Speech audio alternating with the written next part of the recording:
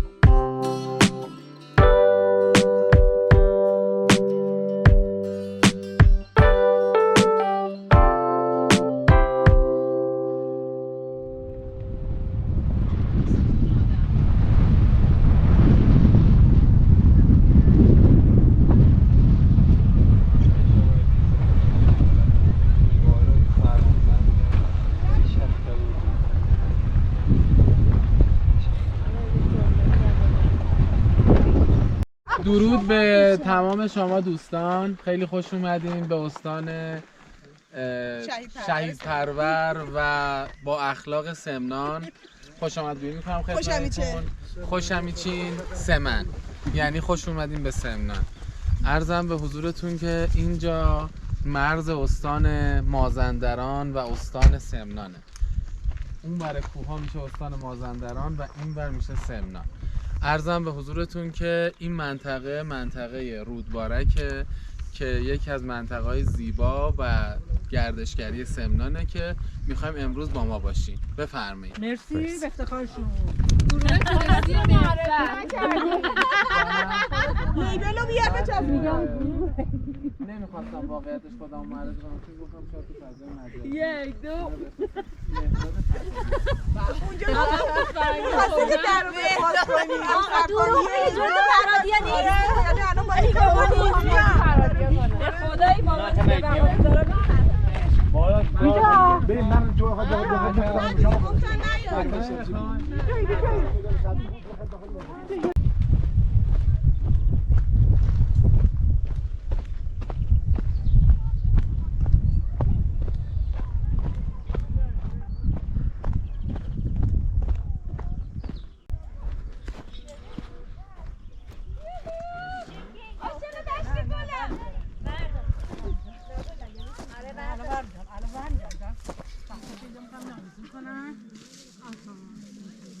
این بالا بعید از این تا اون هست.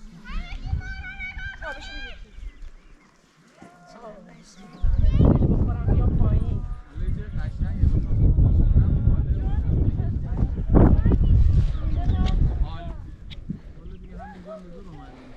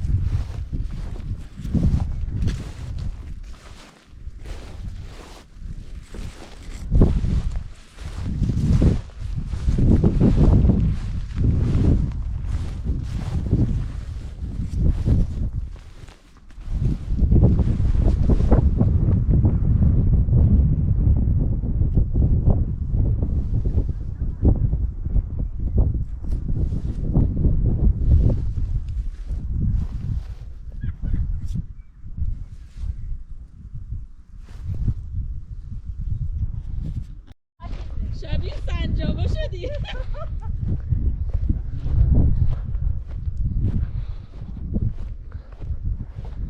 بیا بینم خوش بیا 100 تومن نمیخواد. بیا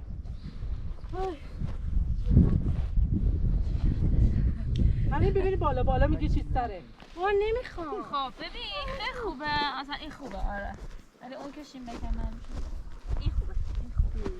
یه اون چیزات هم بگی، یه دونه دیگه این کارت میگفته میشه بریم بالاتر این با دستمال میزنی کجا چیزه ما نمیتونی شرطیرم که بزنی شلواره نظرش میاد.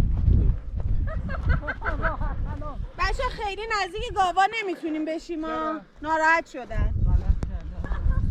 مهداد آسیبی بهت برسه من سویشو برمیدارم میرم. نکن سنگ بزنی. کجا خوبه؟